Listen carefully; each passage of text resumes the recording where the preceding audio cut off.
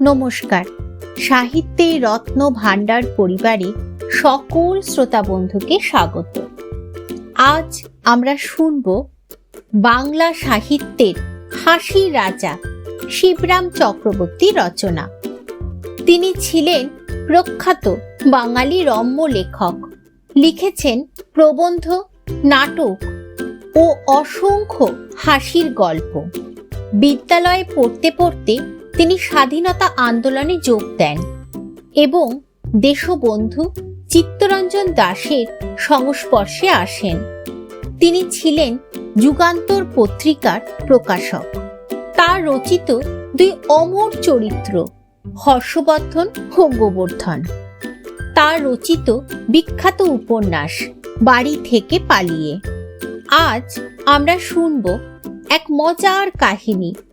গল্পটি নেওয়া হয়েছে শিবরাম রচনা সমগ্র অখণ্ড সংস্করণ থেকে।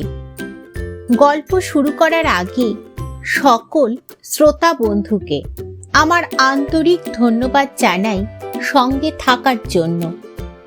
আর যারা নতুন বন্ধু এখনো সাবস্ক্রাইব করেননি, তাদের কাছে অনুরোধ, চ্যানেলটিকে সাবস্ক্রাইব ও শেয়ার করে পরিবারটিকে বড় করে তুলতে সাহায্য করুন। আর পাশে থাকা বেল আইকনটিকে প্রেস করে রাখলে নতুন গল্পের নোটিফিকেশন সবার আগে পেতে সুবিধা হবে। সবাই মিলে শুনি চলুন আজকের গল্প, কাষ্ঠ কাশির চিকিৎসা।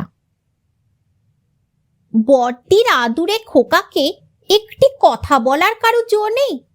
বলেছ কি খোকা তো বাড়ি মাথায় করেছেই, বড়দি আবার পাড়া মাথায় করেন। প্রতিবেশীদের প্রতি বেশি রাগ আমার নেই, তাই যতদূর সম্ভব বিবেচনা করে বড়দি আর খোকাকে না ঘাটিয়েই আমি চলি। কালই মিউনিসিপ্যাল মার্কেট থেকে পছন্দ করে কিনে এনেছি।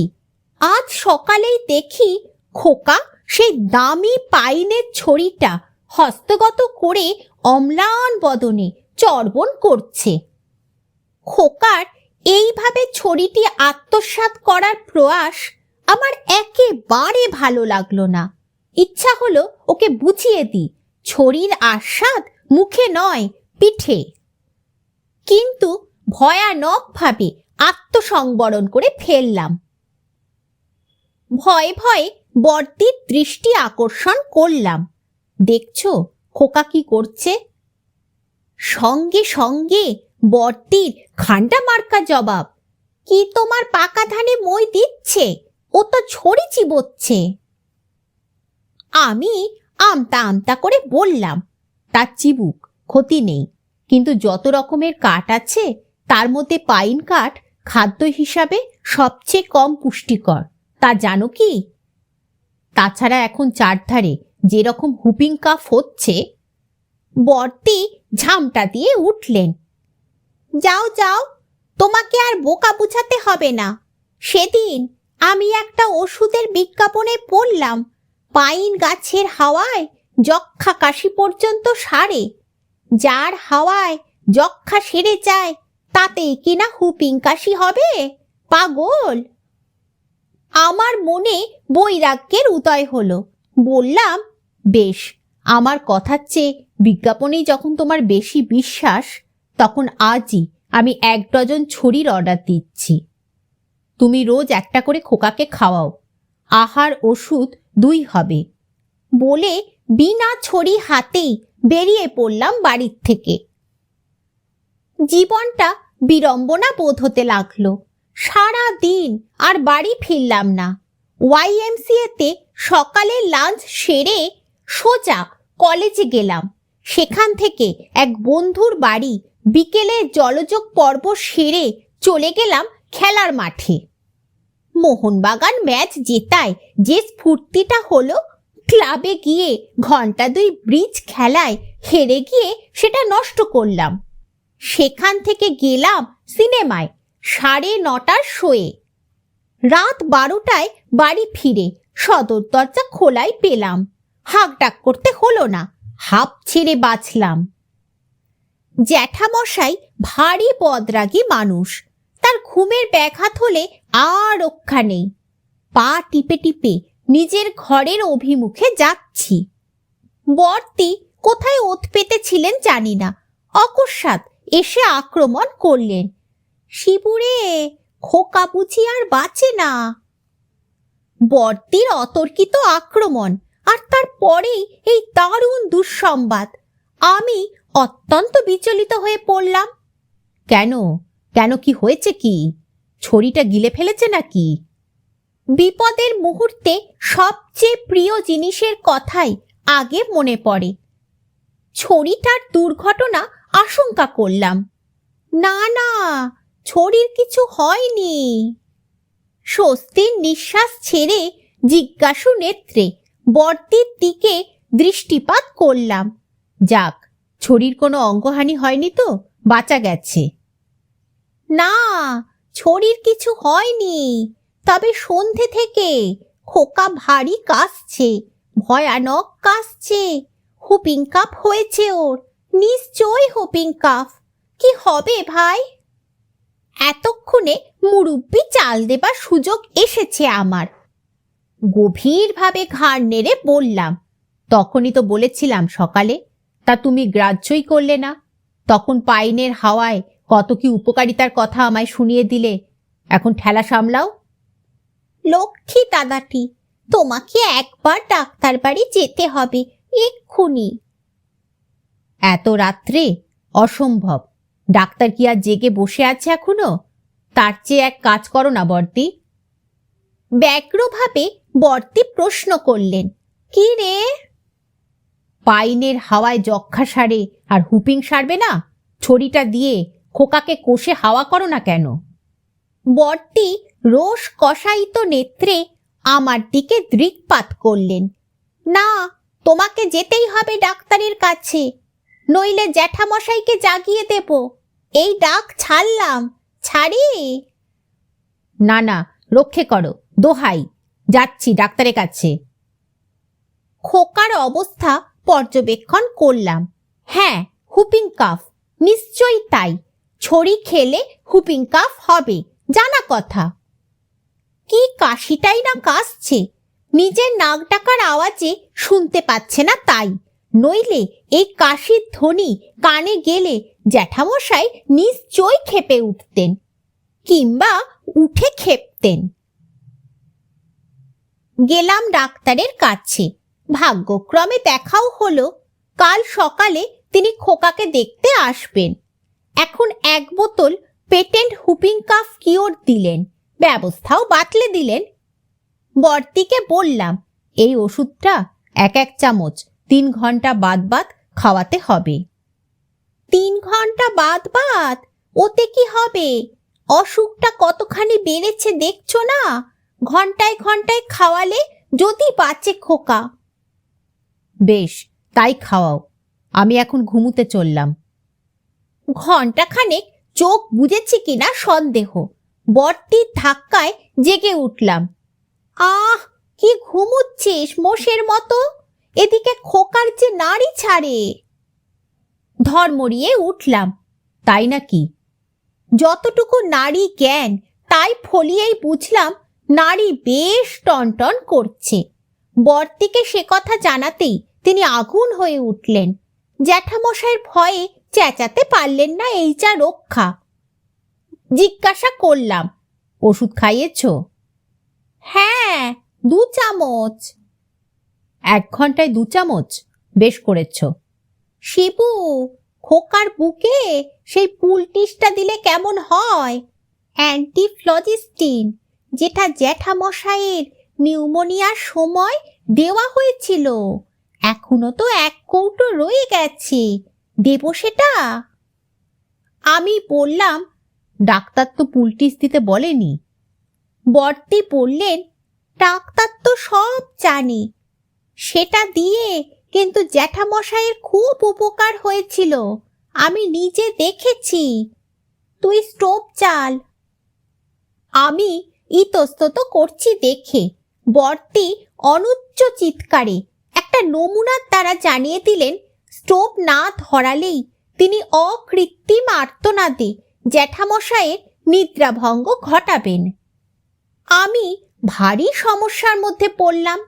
যদি বা খোকা বাঁচত, বড়দির চিকিৎসার ঠেলায় সকাল পর্যন্ত, মানে ডাক্তার আসা পর্যন্ত টেকে কিনা সন্দেহ। অথচ বড়দির চিকিৎসায় সহায়তা না করলে আরেক বিপদ। ওদিকে খোকার মৃত্যু, এদিকে আমার অপঘাত। আমি স্টোভ ধরাতেই স্বীকৃত হলাম। পুলটিসের হাত থেকে খোকার পরিত্রাণের একটা ফন্দি মাথায় এলো।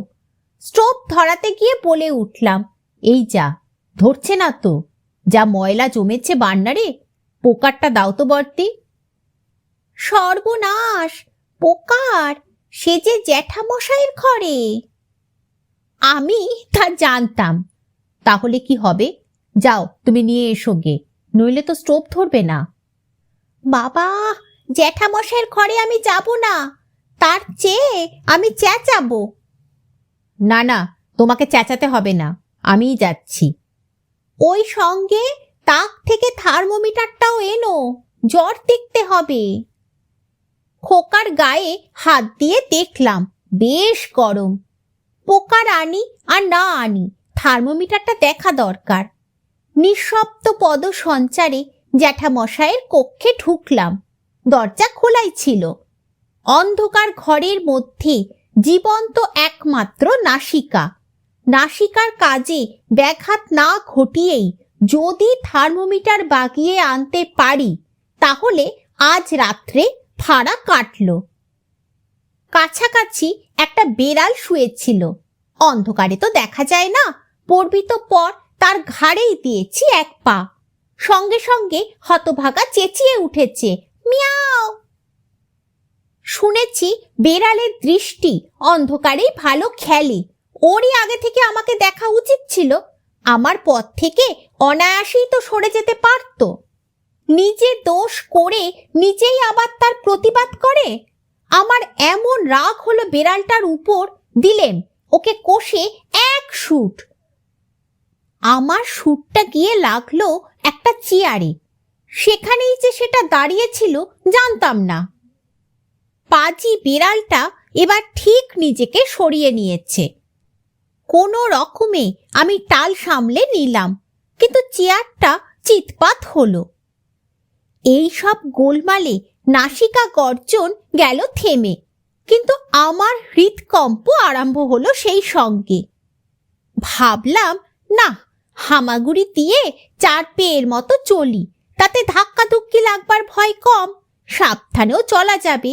জ্যাঠামশায়ের নিদ্রা এবং নাসিকা গর্জনের হানি না ঘটিয়ে নিঃশব্দে থার্মোমিটারটা নিয়ে বেরিয়ে যেতে পারবো। একটু পরেই আবার নাক ডাকতে লাগলো। আমিও নিশ্চিন্ত হয়ে হামাগুড়ি প্র্যাকটিস শুরু করলাম। প্রথমেই একটা বস্তুর সংঘর্ষে দারুণভাবে মাথা ঠুকে গেল। হাত দিয়ে অনুভব করলাম ওটা চেয়ার। সব জিনিসেরই দুটো দিক আছে, সুবিধার দিক আর অসুবিধার দিক। অন্ধকারে হামাগুড়ি অভিযানে পা সামলানো যায় বটে, কিন্তু মাথা বাঁচানো দায়। যাক, গোল টেবিলটা এতক্ষণে পেয়েছি। এবার হয়েছে, ঘরের মধ্যিখানে পৌঁছে গেছি। এখান থেকে সোজা উত্তরে গেলেই সেই তাক, যেখানে থার্মোমিটার আছে, না তাকালেও পাবো। অনেকটা তো গুড়ি দেয়া হলো, কিন্তু তাক কই? ভালো করে তাক করতে গিয়ে টেবিলটাকে পুনরাবিষ্কার করলাম, এবার মাথা দিয়ে, এবং রীতিমতন ভরকে গেলাম। এ কি, এখনো আমি ঘরের মধ্যিখানেই ঘুরছি? আহত মাথায় হাত বুলোতে বুলোতে ভাবতে লাগলাম কি করা যায়। নতুন উদ্যমে আবার যাত্রা শুরু করলাম। এই তো টেবিল, এই একটা চেয়ার, এটা এটা জ্যাঠামশায়ের পিকদানি। ছি, যাকগে, হাতে সাবান দিলেই হবে। এই তো দেয়াল, এই আরেকখানা চেয়ার, এই গেল গিয়ে সোফা। এ কি, ঘরে তো একটা সোফা ছিল বলেই জানতাম। না, এবার হতভম্ব হতে হলো আমাকে। যে ঘরে দিনে 10 বার আসছি যাচ্ছি, তাতে এত লুকোনো সম্পত্তি ছিল তো জানতামই না। আরেকটু এগিয়ে দেখতে হলো আরো কি অজ্ঞাত ঐশ্বর্য উদ্ধার হয়। এই যে দেখছি আরেকখানা চেয়ার। ঘরে আজ এত চেয়ারের আমদানি হলো কোত্থেকে? এই যে ফের আরেকটা পিকদানি।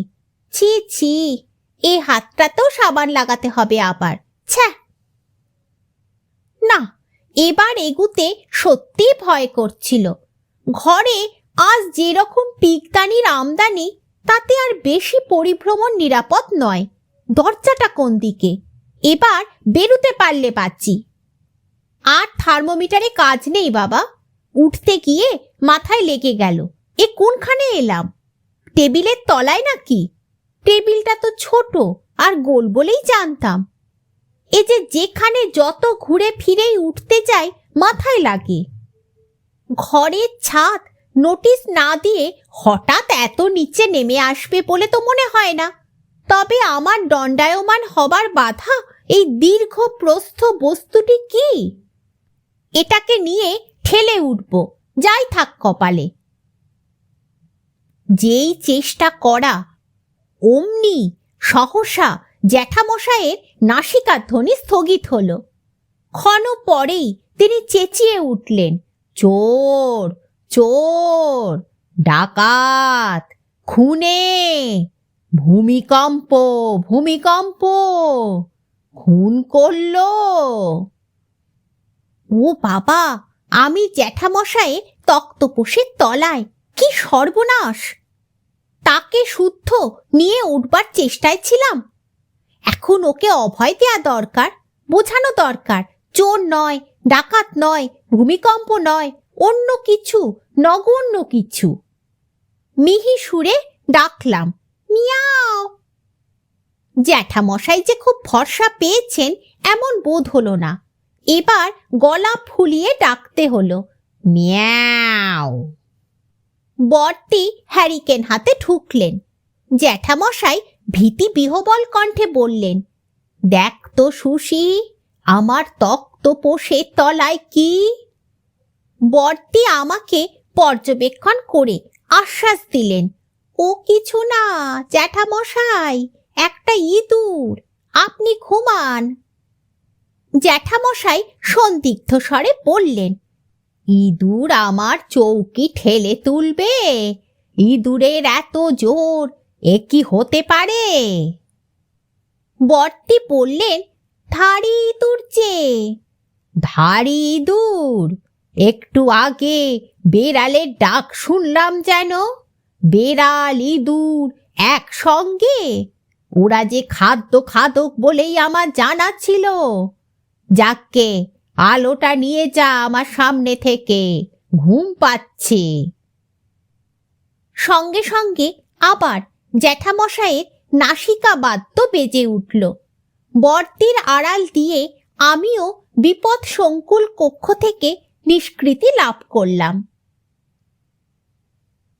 বাইরে এসে হাঁপ ছেড়ে দেখি ভোর হতে আর বাকি নেই। সুদূর আকাশে মুক্তাভা দেখা দিয়েছে। রাত 2টো থেকে এই ভোর 5টা এই ঘরে আমি কেবল ঘুরেছি। পায়ে মিটার বাঁধা ছিল না, নইলে জানা যেত কত মাইল মোট ঘুরলাম। 3 ঘন্টায় 30 মাইল তো হবেই। বর্তি করুণ কণ্ঠে বললেন, তুমি তো থার্মোমিটার আনতে বছর কাটিয়ে দিলে। এদিকে দেখো এসে খোকা কেমন করছে। দেখেই বুঝলাম আর না দেখলেও চলে। খোকার শেষ মুহূর্ত সন্নিকট। যে সময়ে আমি হামাগুড়ির রেকর্ড সৃষ্টি করছিলাম, আমার ভাগ্নের অদৃষ্টে সেই সময় বিবিধ পরীক্ষা চলছিল। দেখলাম বর্তি নিজেই কোনো রকমে স্টোভ ধরিয়ে নিয়েছেন। ইতিমধ্যে দুবার খোকার বুকে পুলটিস দেয়া হয়ে গেছে। ওষুধের দিকে তাকিয়ে দেখি গোটা বোতলটা ফাঁক। ওষুধের কি হলো জিজ্ঞাসা করতেই বর্তি জানালেন, 10 মিনিট অন্তর 1 চামচ করে খাওয়ানো হয়েছে, তবু তো কই কোনো উপকার দেখা যাচ্ছে না। আমি বললাম, উপকার দেখা যেত যদি খোকার বদলে তুমি খেতে। হাত টিপে দেখলাম, কিন্তু খোকার নাড়ি পেলাম না।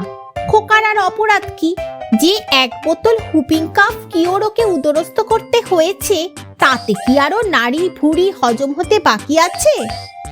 তাড়াতাড়ি ডাক্তারকে ফোন করলাম, আমাদের খোকা মারা যাচ্ছে। পায়জামা পরনেই ডাক্তার ছুটে এলেন, পরীক্ষা করে বললেন, না, মারা যাচ্ছে না। তাছাড়া ওর হুপিং কাফই তো হয়নি, দেখি। বলে খোকার গলার কাছে সুড়সুড়ি দিতেই খোকা বিদুম কাশতে শুরু করলো এবং কাশির ধমকে বেরিয়ে এলো সূক্ষ্মতম কি একটা জিনিস। হাতে নিয়ে ভালো করে দেখে ডাক্তার বললেন, এই তো পাইন কাঠের টুকরো দেখছি। খোকা বোধ হয় পাইন কাঠের কিছু চিবুচ্ছিল, তার ভগ্নাংশ ভেঙে গলায় গিয়ে এই কাণ্ড ঘটিয়েছে। ক্রুদ্ধ কণ্ঠে বর্দি বললেন, হুপিং কাশি নয়, তাহলে এটা কি কাশি? বর্দির ক্ষোভের কারণ ছিল, সমস্ত রাত ধরে একসঙ্গে হুপিং কাফ, নিউমোনিয়া ও সর্দি গর্মির চিকিৎসার পর সেই প্রাণান্ত পরিশ্রম ব্যর্থ হয়েছে জানলে কার না দুঃখ হয়। আমি উত্তর দিলাম, এক রকমের কাষ্ঠ হাসি আছে জানো তো বর্দি, এটা হচ্ছে তারই ভাইরা ভাই, কাষ্ঠ কাশি। শেষ হলো আজকের গল্প, কাষ্ঠ কাশির চিকিৎসা। ফিরে আসবো নতুন গল্প নিয়ে। সবাই খুব ভালো থাকবেন। নমস্কার।